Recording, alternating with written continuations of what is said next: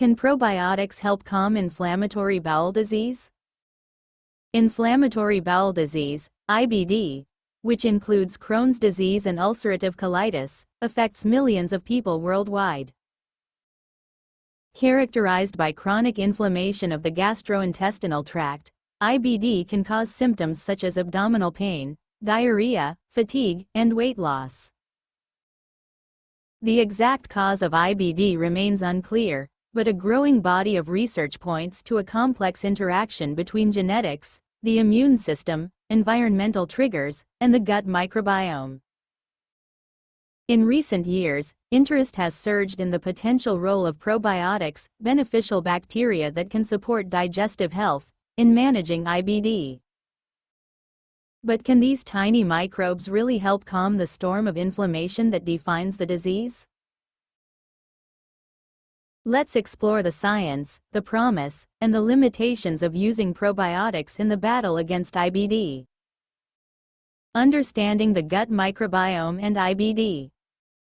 Your gut is home to trillions of microorganisms that play a vital role in digestion, immunity, and even mental health.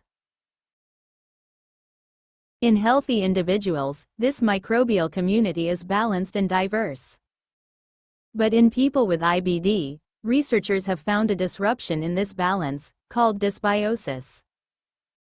Dysbiosis in IBD typically involves a reduction in beneficial bacteria, e.g., Lactobacillus and Bifidobacterium, an increase in harmful or inflammatory bacteria, reduced microbial diversity. This imbalance is believed to contribute to an overactive immune response, which in turn leads to chronic intestinal inflammation.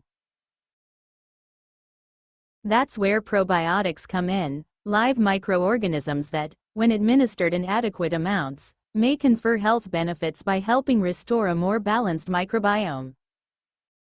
How might probiotics work in IBD? Probiotics are thought to affect IBD in several ways. Modulating the immune response. They may help shift the immune system away from a pro-inflammatory state. Enhancing the intestinal barrier. Probiotics can help maintain the integrity of the gut lining, preventing harmful substances from entering the bloodstream. Competing with harmful bacteria. They can crowd out pathogenic microbes, reducing their numbers and influence. Producing beneficial substances. Some probiotics produce short-chain fatty acids like butyrate, which have anti-inflammatory effects. What does the research say? Ulcerative colitis, UC. Probiotics have shown the most promise in ulcerative colitis, particularly in mild to moderate cases. VSL number 3, a high-potency multi-strain probiotic, has been studied extensively and shown to be effective in maintaining remission and improving symptoms in UC. A 2010 meta-analysis concluded that probiotics were more effective than placebo in maintaining remission in UC, and in some cases, they were nearly as effective as the anti-inflammatory drug mesalamine. However, the effectiveness varies depending on the strain, dosage, and individual patient characteristics. Crohn's disease. The picture is less clear for Crohn's disease.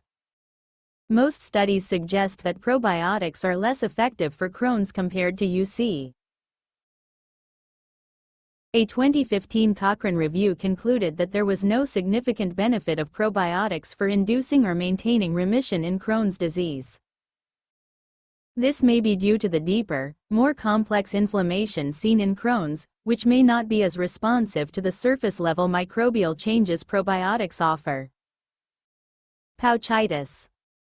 Pouchitis is a complication that can occur after surgery for UC, specifically, after ileal pouch anal anastomosis. Probiotics, especially VSL number 3, have shown strong evidence for preventing and treating pouchitis, making this one of the clearest use cases for probiotics in IBD. Choosing the right probiotic. Not all probiotics are created equal. Different strains have different effects, and not every over-the-counter product will help with IBD.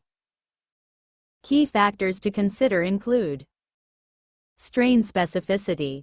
Look for strains studied in IBD, such as Lactobacillus rhamnosus GG, Bifidobacterium infantis, or VSL number 3. Colony-forming units, CFUs, effective doses are typically in the billions. Product quality. Choose reputable brands with verified strain labeling and stability. Always consult a gastroenterologist before starting probiotics, especially if you have moderate to severe IBD or are on immunosuppressive therapy. Limitations and considerations. While promising, probiotics are not a cure for IBD and should not replace conventional treatments. There are also some important caveats. Individual variability. Responses to probiotics vary greatly from person to person. Limited regulation. Probiotic supplements are not tightly regulated, so quality and efficacy can differ. Potential side effects. In rare cases, especially in immunocompromised patients, probiotics can cause infections or bloating. More research is needed to identify which strains are most effective, how they should be dosed, and how they interact with other treatments. Beyond probiotics, prebiotics, postbiotics, and diet. Probiotics are only one part of the gut health puzzle. Prebiotics are non-digestible fibers that feed beneficial bacteria. Foods rich in prebiotics, e.g., garlic, onions, bananas, oats, can support a healthy microbiome. Postbiotics are bioactive compounds produced by probiotics. These include short-chain fatty acids and antimicrobial peptides, which may be beneficial even without live bacteria. Dietary changes can significantly influence the gut microbiome. Some patients find relief by following specific diets like the low FODMAP diet, the specific carbohydrate diet, SCD, or the Mediterranean diet. Combining probiotics with dietary strategies and other microbiome supporting practices may offer the greatest benefit. The bottom line: can probiotics help IBD? Yes, sometimes. Probiotics may help reduce symptoms, induce or maintain remission, and improve quality of life, particularly in ulcerative colitis and pouchitis. Their role in Crohn's disease is less clear, but ongoing research may offer new insights. Probiotics are best viewed as a complementary therapy, part of a broader plan that includes medication, nutrition, lifestyle changes, and medical supervision.